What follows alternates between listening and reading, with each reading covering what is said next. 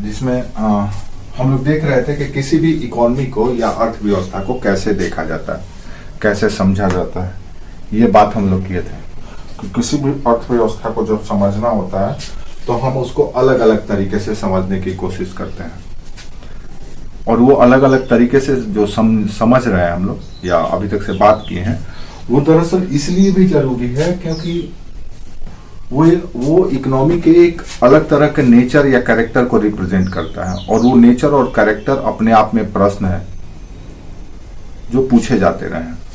इसलिए हम जो भी हम लोगों की अभी क्लासेस चल रही है उसमें हम लोग उसको क्लियर कर लेंगे पहले, तब जाकर के इकोनॉमी का जो फंडामेंटल्स है उसमें प्रवेश करेंगे। अर्थशास्त्र की नहीं बल्कि इकोनॉमी की जो फंडामेंटल है उस पर बात करेंगे।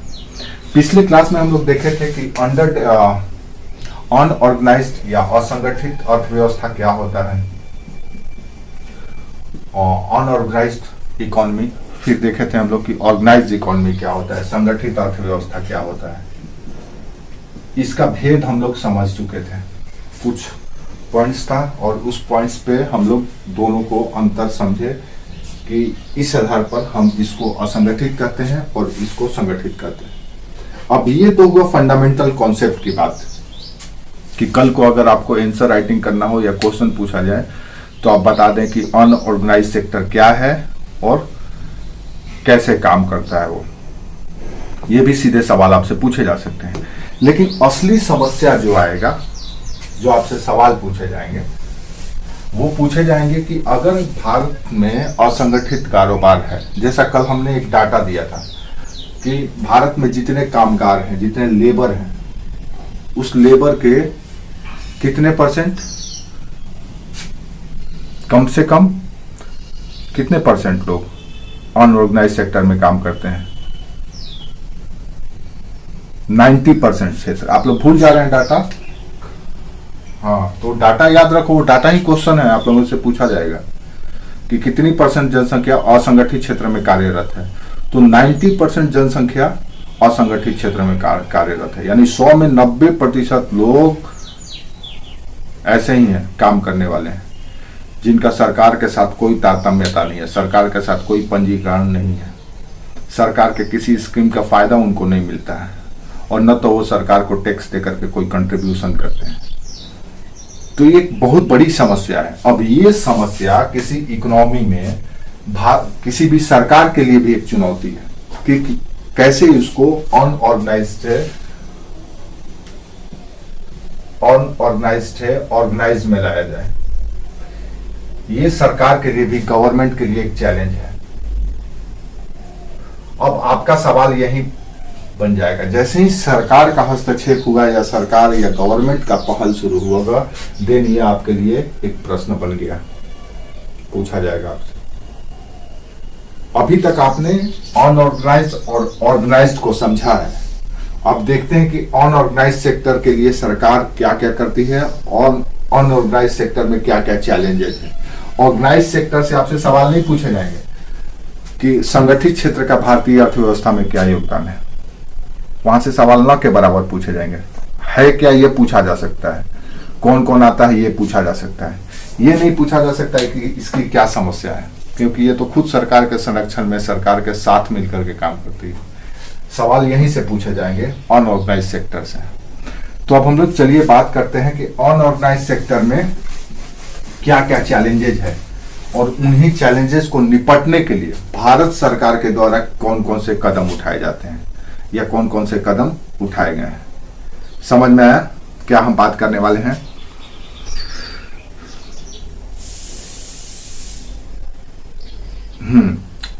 तो एक एक करके अब हम लोग देखते हैं कि क्या क्या डाटा है।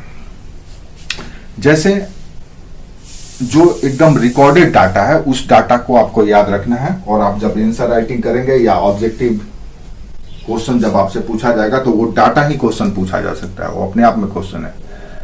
तो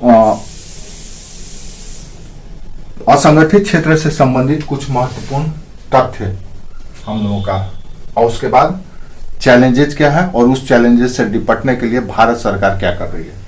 तो कुछ महत्वपूर्ण तथ्य किसके लिए? अनऑर्गेनाइज सेक्टर के लिए।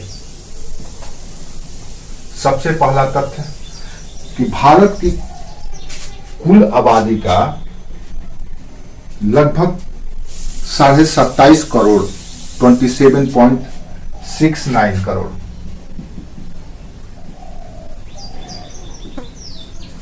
भारत की कुल आबादी का लगभग 27.69 करोड़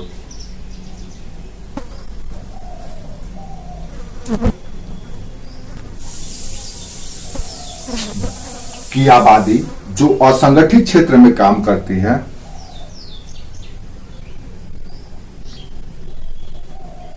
जो असंगठित क्षेत्र में काम करती है, मतलब लगभग 27.5 करोड़ आबादी जो अनऑर्गेनाइज सेक्टर में काम करती है, उसमें 94% लोग 10,000 रुपया मासिक से कम आय अर्जित करते हैं।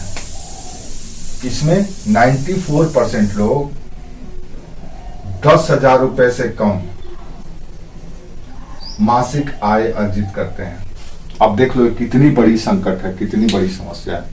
एक देश, जिस देश में बुलेट ट्रेन चल रहा हो, एक देश जिसका जीडीपी विश्व की 5वीं सबसे बड़ी जीडीपी हो, सॉरी 4थी सबसे बड़ी जीडीपी हो, जिसका ग्रोथ रेट चाइना के बाद दूसरे नंबर पे आता हो, जिसके यहाँ की टेक्नोलॉजी मंगल मिशन, मून मिशन कर चुकी हो, जिस देश की एक बहुत बड़ी आबादी नासा में 26% शेयर करती हो, उस देश में असंगठित कारोबार में लगे हुए लोगों की आय 94% लोगों की आय 10,000 रुपये मासिक से कम। अब यह है ना डिस्क्रिमिनेशन यानी विभेद, आर्थिक स्तर पर, आर्थिक मोर्चे पे, और ये आर्थिक मोर्चे पर विभेद या इस तरह का डिस्क्रिमिनेशन किसी भी देश की छवि खराब करने के लिए, किसी भी देश के संसाधनों का अधिकतम दोहन करने के लिए एक चुनौती है। ठीक है, अब ये डाटा आप अपने दिमाग में रखिएगा कि आपकी इतनी बड़ी आबादी असंगठित क्षेत्र में कार्यरत है और इनके पास स्थिति ऐसा है। ठीक है, हाँ, इन तथ्यों को याद रखना है। ये तथ्य आपसे सवाल पूछे जाएंगे। दूसरा तथ्य, भारत सरकार ने असंगठित क्षेत्र को, भारत सरकार ने असंगठित क्षेत्र में जितने भी लोग हैं उनको एक पोर्टल पे जोड़ने के लिए वर्ष 2021 में एक श्रम पोर्टल बनाई है। श्रम पोर्टल जितने भी अनऑर्गेनाइज सेक्टर के लोग हैं, काम करने वाले लोग हैं, मजदूर हैं, वर्ष 2021 में एक श्रम पोर्टल बनाई है, जिससे भारत सरकार को यहां से इनका डाटा मिल जाता है, डाटाबेस मिल जाता है कि कितने लोग अनऑर्गेनाइज सेक्टर में काम कर रहे हैं। ऐसा क्यों किया गया है? अच्छा, एक बात और याद रखिए कि ये सरकार ने स्वविवेक से नहीं लिया है निर्णय, इसके लिए सुप्रीम कोर्ट ने ऑर्डर दिया था। सुप्रीम कोर्ट के ऑर्डर या निर्देश पर सरकार जगी है और जग करके एक श्रम पोर्टल बनाई है, जिसमें असंगठित यानी अनऑर्गेनाइज सेक्टर के जितने भी श्रमिक हैं, जितने भी कार्यरत लोग हैं, कोशिश किया गया है कि सबको यहाँ पे जोड़ा जाए। लेकिन अभी भी बहुत बड़ी आबादी इस पोर्टल से नहीं जुड़ी है। अब इससे फायदा क्या होगा? भारत सरकार ने श्रम पोर्टल बना दिया, उसको डेटा मिल गया, उससे फायदा क्या होगा? तो फायदा ये होगा कि सरकार अब कोई भी इनके लिए स्कीम लागू करेगी, देन इनको डायरेक्ट हिट करेगी, इनको डायरेक्ट कंसल्ट करेगी, यानी ये लाभुक हो गए, बेनिफिशियरी हो गए। मान लीजिए सरकार किसी तरह का एक सॉफ्ट लोन स्कीम जारी की कि जो भी अनऑर्गेनाइज सेक्टर के लोग हैं उनके लिए इतना पैसा हम लोन देंगे, वो बिजनेस सेटअप करें, या किसी भी तरह का काम, उनकी मजदूरी नियत करने की, उनकी सामाजिक सुरक्षा सुनिश्चित करने के लिए, जैसे बीमा देने के लिए, उनके बच्चों को शिक्षा देने के लिए वगैरह वगैरह किसी भी तरह का कोई काम अगर करती है सरकार तो इनको जोड़ करके देगी। समझ में आया? तो वर्ष 2021 में भारत सरकार के द्वारा एक श्रम पोर्टल बनाया गया और इस श्रम पोर्टल के माध्यम से एक डेटाबेस तैयार किया गया। किसके लिए? अनऑर्गेनाइज सेक्टर के श्रमिकों के लिए। तो सरकार का पहला कदम ये रहा। दूसरा स्थिति अगर देखा जाए, टिंकू कहां चली गई? तो सबसे बड़ी चुनौती यह है कि भारत सरकार ने एक डेटाबेस तैयार करने के लिए एक श्रम पोर्टल खोला है वर्ष 2021 में। ये डेटा, ये चीज याद रखिएगा, ये आपसे पूछा जाएगा। ये सब के सब महत्वपूर्ण फैक्ट है, यही सब एग्जाम में पूछे जाएंगे, तो एकदम दिमाग में सेट कर लीजिएगा, रट लीजिएगा।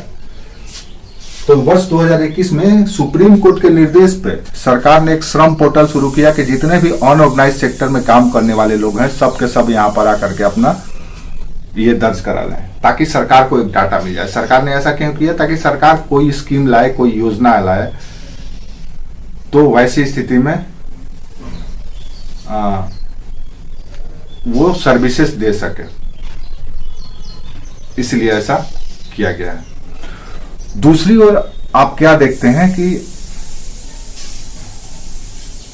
इस सेक्टर में कई चैलेंजेज हैं जो असंगठित क्षेत्र को मिलता है। जैसे कार्य के घंटा इनका निर्धारित नहीं होता है, इनका वेतन कम होता है, इनकी जो कार्य करने की परिस्थिति है, जिस माहौल में ये काम करते हैं वो बड़ी कठिन परिस्थिति या जटिल होता है, जिसमें सामान्य कर्मचारी या कार्मिकों को काम करने में दिक्कत होता है। दूसरी ओर इनकी जो रोजगार है वो सुरक्षित नहीं होता है, कभी भी इनको किक किया जा सकता है, कभी भी हायर किया जाए, कभी भी किक कर दिया जाए। और सामाजिक सुरक्षा नाम का कोई चीज नहीं होता, न तो इनको कोई बीमा होता है, न तो कोई पेंशन होता है, कोई इस तरह की सुविधाएं नहीं दी जाती है। और एक और समस्या ये है कि बाल श्रम, चाइल्ड लेबर का एक बहुत बड़ा जरिया होता है अनऑर्गेनाइज सेक्टर। आप देखेंगे ठेले वाला, रेडी वाले के पास बच्चा काम करते हुए आपको मिल जाएगा। तो ये चाइल्ड लेबर भी इससे बढ़ता है, बाल श्रम भी बढ़ता है, जो कि समाज की एक बहुत बड़ी इतनी लार्जेस्ट इकोनॉमी में अगर चाइल्ड लेबर हो रहा है, बाल श्रम हो रहा है, तो ये भी एक सोचनीय विषय है कि ऐसा क्यों हो रहा है। तो चाइल्ड लेबर भी एक समस्या है। दूसरा, कई ऐसे लोग हैं जो कुछ दिनों तक काम करते हैं और उसके बाद बेचारे फिर से वो अनएम्प्लॉय हो जाते हैं, बेरोजगार हो जाते हैं। तो ऐसी स्थिति में कुल मिला जुला करके अनऑर्गेनाइज सेक्टर भारत की अर्थव्यवस्था के लिए एक चैलेंज है, चुनौती है। अब इस अनऑर्गेनाइज सेक्टर को आप देखते कहाँ हैं? तो आपको अनऑर्गेनाइज सेक्टर में कार्यरत लोग सूक्ष्म इंडस्ट्री या माइक्रो लेवल का जो उद्योग है, सूक्ष्म उद्योग, मध्यम उद्योग, लघु उद्योग, स्मॉल स्केल इंडस्ट्री, यानी एमएसएमई में आपको दिखेंगे विशेष करके। लघु उद्योग, मध्यम उद्योग, इसमें माइक्रो, इसको माइक्रो कहा जाता है, मिडिल और इसको स्मॉल। तो एमएसएमई, इसके ई यहाँ पे इंटर, आप अक्सर तर्क सुनते होंगे एमएसएमई, ये क्या है? ये यही है, micro, small, middle scale enterprises, E for enterprises. यानी कि ये जो असंगठित क्षेत्र के कार्यरत लोग जो मिलेंगे वो इसी सेक्टर में मिलेंगे। अब पता चल रहा कि अनऑर्गेनाइज सेक्टर में ये सेक्टर के लोग इन क्षेत्रों में काम करते हैं और भारत की अर्थव्यवस्था में इनका सबसे ज्यादा योगदान है। एमएसएमई का सबसे ज्यादा एम्प्लॉयमेंट भी यही जनरेट करते हैं, रोजगार भी सबसे ज्यादा यही देते हैं, जीडीपी में भी इनका योगदान बहुत ज्यादा होता है। और पता चला कि ये अनऑर्गेनाइज्ड है, यहाँ पे काम करने वाले लोगों को कोई सुरक्षा नहीं है, सरकार को भी इनसे कोई फायदा नहीं होता, टैक्स नहीं मिलता है। तो सरकार के लिए दोनों ही तरह से चैलेंज है, उसको रेवेन्यू नहीं मिल रहा है, दूसरा अनएम्प्लॉयमेंट भी है, उसको भी, श्रमिक को भी वेतन उतना नहीं मिल रहा, किसी तरह का सोशल सिक्योरिटी नहीं है। तो सरकार क्या चाहेगी? सरकार चाहेगी कि इसको हम ऑर्गेनाइज में कन्वर्ट कर दें। तो ऑर्गेनाइज में कन्वर्ट करने के लिए सरकार को पहल करना पड़ेगा। तो सरकार ने पहल करने की शुरुआत कैसे की? वहां से शुरू की। अब सवाल यह है कि भारत में ये अचानक कैसे हो गया? ये भी सोचने वाली बात है कि क्या भारत में पहले से था? इसका भी इतिहास आपको थोड़ा सा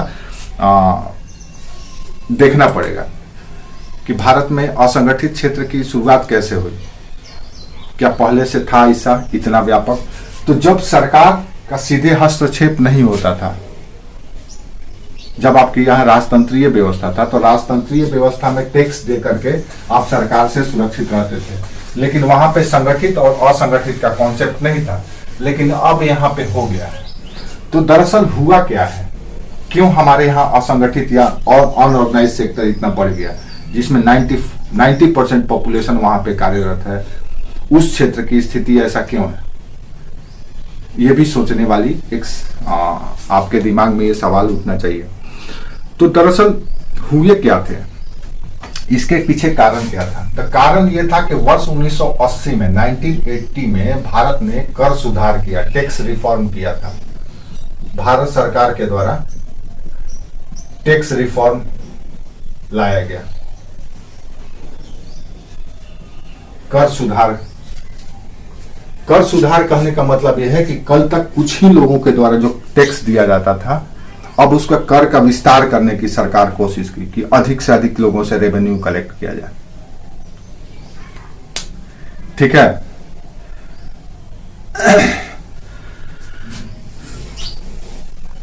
ऐसी स्थिति में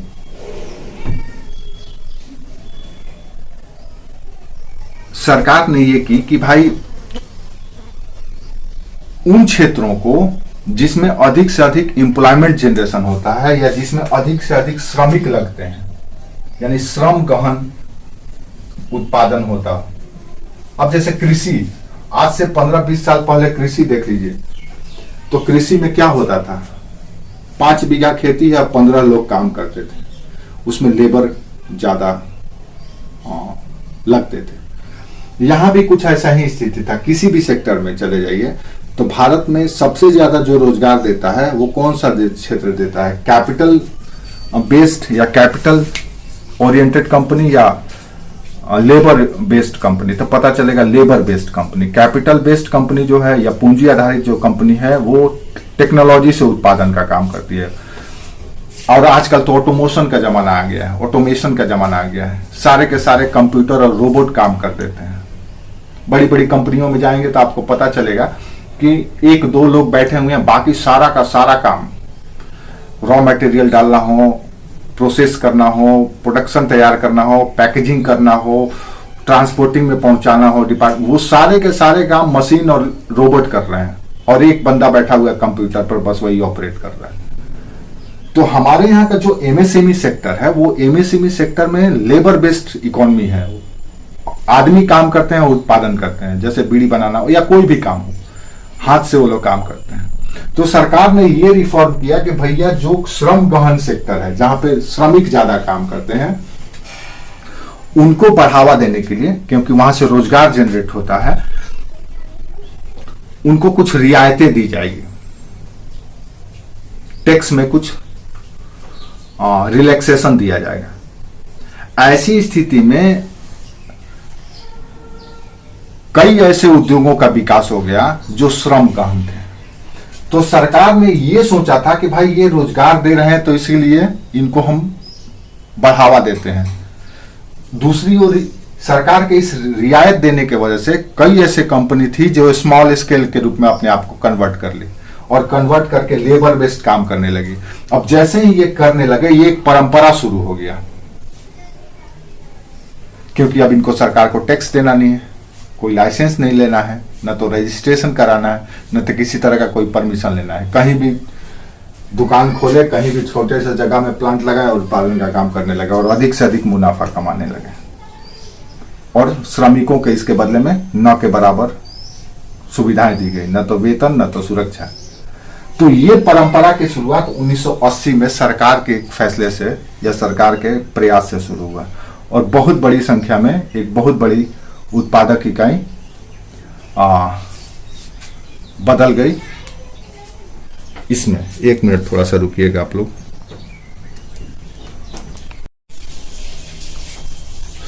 हम ये बात कर रहे थे कि कैसे दरअसल वो आजकल एक सर्वे वाला आ गया था तो वो कुछ सवाल पूछने लगा था। तो दरअसल अनऑर्गेनाइज सेक्टर या असंगठित क्षेत्र भारत के लिए एक चुनौती है, भारत सरकार के लिए चुनौती है। और सरकार भारत की अर्थव्यवस्था में ये जो परंपरा डेवलप हुआ अनऑर्गेनाइज सेक्टर का काम करने का, ये 1980 के डिकेड में शुरू हुआ, 1980 के दशक में शुरू हुआ और कारण इसके पीछे ये था। अब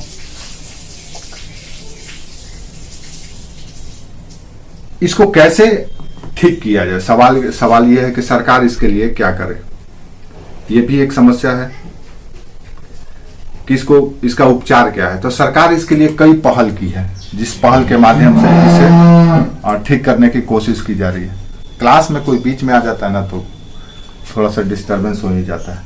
तो सरकार के द्वारा क्या क्या किया जा रहा है, ये हमारे लिए एक विषय है। तो सरकार असंगठित क्षेत्र के मजदूरों को सबसे पहले तो श्रम पोर्टल के माध्यम से जोड़ी, एक डाटा मिला।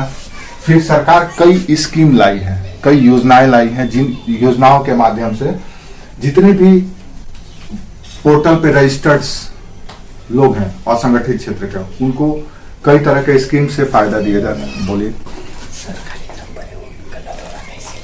अच्छा, क्या लिखे हैं? 7903 000 कर लीजिए। हाँ,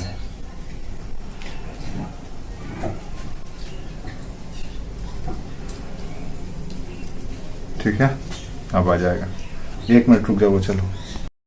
भारत सरकार अनऑर्गेनाइज सेक्टर के श्रमिकों को सुरक्षित करने के लिए कई तरह के स्कीम लाई है। अब आपको इसी चीज को डिस्क्राइब कर देना है कि सरकार क्या कर रही है। तो सरकार कई तरह की स्कीम लाई है और उन स्कीम के माध्यम से अनऑर्गेनाइज सेक्टर के लोगों को सुरक्षा दे रही है। तो उसने श्रम मानधन योजना लाया, लेबर कोड लेकर के आया है, श्रम संहिता, यानी कि श्रमिकों के कार्य की दशा क्या होगी,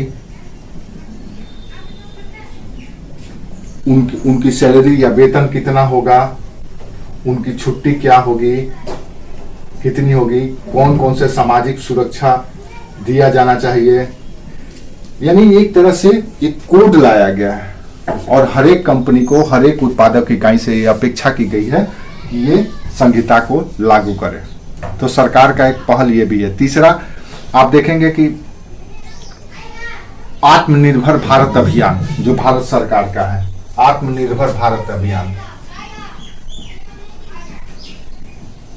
आप लोग पढ़ते होंगे, सुनते होंगे कि ये अभियान चल रहा है, ये स्कीम चल रहा है। ये सब स्कीम क्या है? दरअसल श्रमिकों के कल्याण के लिए, उनको फायदा उठाने के लिए। ऐसा नहीं है कि सिर्फ किसी विशेष श्रमिक को ही फायदा दिया जाएगा। जो श्रमिक रजिस्टर्ड हो जाएंगे श्रम पोर्टल पे, जो अनऑर्गेनाइज सेक्टर के होंगे, उन सबों को ये दिया जाएगा। ठीक है। इसी तरह से और स्कीम है, जैसे one nation one ration card scheme. Next, ये सब स्कीम क्या है ये आप लोग खुद से भी पढ़ सकते हैं, इसमें कोई बताने वाली चीज नहीं है। हम इसका दे देंगे आपको, नोट्स दे देंगे, आप उसको पढ़ लीजिएगा। One nation one ration card scheme.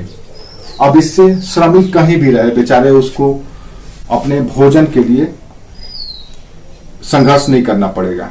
वो इस कार्ड के माध्यम से, चाहे वो अपने गांव में बनाए है, कस्बा में, शहर में या महानगर में, कहीं भी जाएगा, इस कार्ड से उसको राशन मिल जाएगा।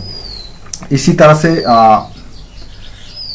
फुटपाथ पर जो रेहड़ी लगाते हैं, देखे होंगे, फल बेचने वाले, जूस बेचने वाले, सब्जी बेचने वाले, इस तरह के लोग, उनके लिए पीएम स्वनिधि योजना आया है। पीएम स्वनिधि। अब आप जब आंसर राइटिंग करेंगे या ये पूछा जाएगा आपसे ऑब्जेक्टिव क्वेश्चन, तो ऐसे पूछा जा सकता है कि असंगठित क्षेत्र के श्रमिकों को कल्याण के लिए या उनके उत्थान के लिए सरकार के द्वारा कौन से स्कीमें या योजनाएं चलाई जा रही है। तो इन स्कीमों को याद रखिएगा। ऐसा नहीं है कि सिर्फ असंगठित क्षेत्र के मजदूरों के लिए, जो रजिस्टर्ड हैं, जो नहीं रजिस्टर्ड हैं, उनको भी फायदा दिया जाएगा। यानी कहने का मतलब कुल मिला जुला करके ये है कि सरकार उन सारे गरीबों के लिए जो बिलो पॉवर्टी लाइन या पॉवर्टी लाइन पे हैं उनको सुविधाएं दी जाएगी, क्योंकि सरकार को पता है कि ये सब के सब अनऑर्गेनाइज सेक्टर में काम करते हैं। अगर ऑर्गेनाइज सेक्टर में काम करते हैं देन उनको एक सैलरी निश्चित राशि मिलता, उनका इंक्रीमेंट होता, उनको सोशल सिक्योरिटी मिलता, उनको पीएफ मिलता, उनको ईएसआई मिलता, उनको मैटरनिटी बेनिफिट मिलता, उनको बोनस मिलता। लेकिन ये सब कुछ मिल नहीं रहा। इसका मतलब सब के सब अनऑर्गेनाइज सेक्टर में वो काम करने वाले लोग हैं। इसी तरह से है प्रधानमंत्री किसान सम्मान निधि। ये जितने स्कीम है सबका डाटा याद रखना है, क्वेश्चन पूछे जाते हैं स्कीम और उसका डाटा है। किसान सम्मान निधि ईयर नहीं पूछा जाता है, एक आध का कभी कभी किसी का पूछ भी दिया जाता है, लेकिन ये जितना भी बता रहे हैं सबके सब रिसेंट है, सबके सब मोदी जी द्वारा लाया गया है। ये जितने की बात कर रहे हैं हम लोग, ये सब के सब मोदी जी की सरकार के द्वारा लाई गई स्कीम है, इसीलिए आप इसको थोड़ा सा याद रखिएगा। इसी तरह से प्रधानमंत्री रोजगार प्रोत्साहन योजना, प्रधानमंत्री रोजगार प्रोत्साहन योजना। और टिंकू आपका पेपर में क्लियर मेंशन किया हुआ है जितने स्कीम है, तो ये वो स्कीम उधर हम लोग भी पढ़ेंगे और ये सब भी आपको जान करके रखना है। तो ये स्कीम क्या है, अब आपका होमवर्क है, आप खुद से भी कर सकते हो, क्योंकि अगर हम ये पढ़ाने जाएंगे तो फिर अलग से लग जाएगा। इसमें कोई पढ़ाने वाला चीज है नहीं, पढ़ाने वाला जो चीज था हम पढ़ा रहे हैं। इसमें सिर्फ प्रोविजन है किस कौन बेनिफिशियरी हो गया, यानी लाभुक कौन होगा, लाभुकों की पहचान कैसे की जाएगी और उनको किस किस तरह के लाभ दिए जाएंगे, ये होता है ये स्कीम में। यही आपको जान लेना है कि भाई पीएम स्वनिधि योजना क्या है, ये इसमें कितनी राशि दी जाएगी रेडी वाले को, फेरी वाले को, कितने कर्ज लिए। ये दरअसल ऋण देता है, कर्ज देता है फुटपाथ पे काम करने वाले रेडी वालों को। एक माइक्रो लेवल का यानी कि मुश्किल से 50,000 1 लाख रुपए तक ऋण देता है, ताकि वो अपने व्यापार को बढ़ा सके और बढ़ा करके फिर अपना जीवन सुधार सके। तो ये सारे इन सारे स्कीमों के माध्यम से सरकार असंगठित क्षेत्र के मजदूरों को मजदूरों को सुरक्षा प्रदान करने की कोशिश कर रही है। ठीक है, समझ में आया? तो ये आपका असंगठित क्षेत्र का कुछ ये था जिसको आपको याद रखना है, और ज्यादा डाटा आपको सोचने की जरूरत नहीं, इतना ही डाटा काफी है। इसी में से अब जो आपको होमवर्क के रूप में काम करना, एक्सरसाइज करता है या ब्रेन में कैपेसिटी है, देन इन स्कीमों का या योजना का प्रारंभ होने का वर्ष या आरंभ वर्ष याद रखिएगा। हालांकि वर्ष नहीं पूछे जाएंगे कब स्टार्ट हुआ था, ये क्वेश्चन नहीं पूछे जाते हैं, लेकिन अगर आपको थोड़ा सा लगता है तो आप ये वर्ष देख लीजिएगा। दूसरा, इसमें लाभुक कौन है, बेनिफिशियरी कौन है। तीसरा, इन लाभुकों को किस किस तरह के बेनिफिट दिए जाएंगे, यानी किन किन तरह की सुविधाएं दी जाएगी।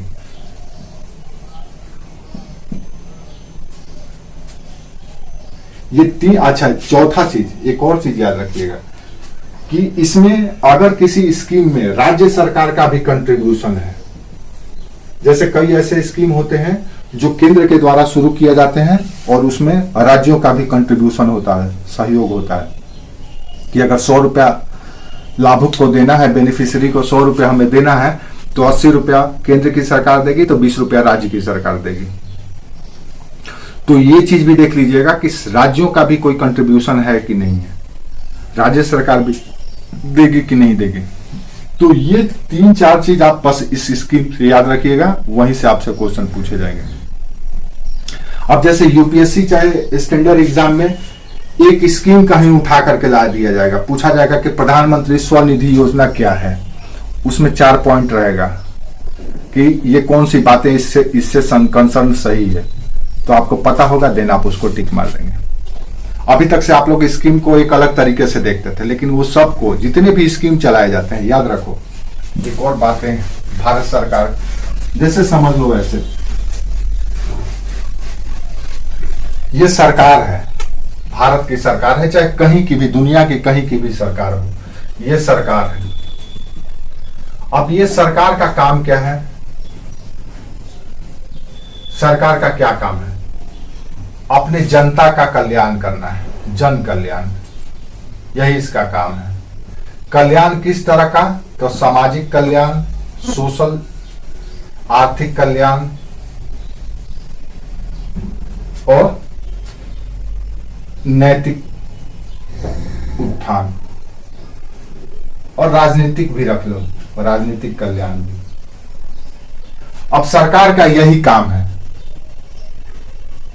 यही काम करने के लिए इतने बड़े कैबिनेट बनते हैं, इतना राजनीति होता है, सब कुछ इसी के लिए होता है। सरकार यही काम करने के लिए, जन कल्याण करने के लिए आती है ऑफिशियली, लेकिन जन कल्याण न करके खुद का कल्याण भी करने लगती है। जितने मिनिस्टर हैं, जितने भी अधिकारी हैं, वो खुद का कल्याण करते हैं, आपका भूल जाते हैं। उनसे जब बच जाता है तो आपको भी बांटा जाता है। तो जब सरकार आर्थिक कल्याण करने की बात करेगी तो आर्थिक कल्याण में क्या करेगी? आपको रोजगार देगी, आपको भोजन देगी, ये चीज आपको प्रोवाइड करेगी, आपको लोन देगी या ऋण देगी, आपको हो सकता है कुछ ऐसा इन्वायरमेंट क्रिएट करके देता, या आपको कह सकते हैं कि एक स्किल कर दे, प्रशिक्षित कर दे, और इन सबों के माध्यम से आप आय अर्जित करने लगे, इनकम जनरेट कर ले। सरकार का आर्थिक कार्य आपके प्रति यही होता है, आपके प्रति, पूरे देश के प्रति क्या करेगी सरकार? तो पूरे देश के लिए सरकार एक तो कर संग्रह करेगी, कर जुटाएगी, उद्योग लगाएगी, व्यापार करेगी, ये सारे काम करेगी। और दूसरा आपके लिए ये काम करेगी, पूरे देश के लिए ये काम करेगी, यहां से भी इनकम जनरेट करेगी और आप पे खर्च करेगी। सरकार यही करती है। काहे के लिए कर रही है भाई? क्योंकि आपका कल्याण करना है, क्योंकि इसी कल्याण के नाम पे वो चुन करके आया है, लोग उसको वोट दिए हैं। अगर ये कल्याण का काम नहीं करेगा देन अगले बार उसको हटा दिया जाएगा। तो यही सब करने के लिए अलग अलग स्कीम शुरू करती है सरकार की, स्वनिधि योजना, तो रोजगार योजना, तो ये योजना, तो वो योजना। तो आर्थिक क्षेत्र में इन योजनाओं के माध्यम से आपको सुरक्षित करती है। सामाजिक क्षेत्र में आपको शिक्षा दिलाएगी, स्वास्थ्य दिलाएगी, पेंशन दिलाएगी, बीमा कराएगी, ये सब करा करके अलग अलग स्कीमों के माध्यम से आपको करा करके आपका सोशल सिक्योरिटी सुनिश्चित करेगी। सरकार यही काम करती है, चाहे कहीं की भी सरकार हो। और जितने भी स्कीम है ये इन्हीं 4 क्षेत्रों के लिए, 3 क्षेत्रों के लिए होता है। चाहे आपका हजारों की संख्या में स्कीम क्यों ना हो, उसका मूल उद्देश्य यही है। चाहे आप रटते रहिए कोई स्कीम, अब आप जाएंगे कि भैया बेरोजगारी मिटाने के लिए कौन कौन से स्कीम भारत सरकार चला रही है, तो आपको समझ में नहीं आएगा क्या करेंगे भैया, बेरोजगारी हटाने के लिए सरकार क्या क्या कर रही है। अब आप जैसे ही गूगल पे टाइप करेंगे कि सरकार के द्वारा बेरोजगारी हटाने के लिए जो स्कीमें हैं वो दिखाया जाए, तो दिखा देगी सैकड़ों स्कीम, 1 से लेकर 100 तक कई सारे स्कीम है। अब वो 100 स्कीम आपको याद रखना है, आप उतना पुराना स्कीम याद मत रखिए, कोई मतलब नहीं है, वहां से सवाल आपसे नहीं पूछे जाएंगे। आप गिन चुन करके अगर अनएम्प्लॉयमेंट एजुकेशन का या बेरोजगारी निवारण का कोई स्कीम है तो टॉप 5 स्कीम आप याद रख लो, जिसमें देख लो कि सर्वाधिक वर्ग यानी कि समाज का बहुसंख्यक आबादी किससे सुरक्षित हो रहा, उस स्कीम को याद रख लो। उस स्कीम में कितने पैसे दिए जाते हैं, कैसे लाभुक की पहचान की जाती है, सरकार की यानी केंद्र की सरकार और राज्य की सरकारों की क्या हिस्सेदारी है या सहयोग है, ये सारी बातों को समझ लो, समझ करके उसको ये रख लो, वहीं से आपसे सवाल पूछे जाएंगे। अन्यथा आप सैकड़ों स्कीम है रटते रह जाएंगे, आपको समझ में ही नहीं आएगा क्या पूछा जा रहा है और क्या नहीं पूछा जा रहा है। तो इससे आपका टाइम भी बच जाएगा और आप स्मार्ट आंसर भी दे पाएंगे। ठीक है, तो ये रहा हमारा अनऑर्गेनाइज सेक्टर और ऑर्गेनाइज सेक्टर की माया।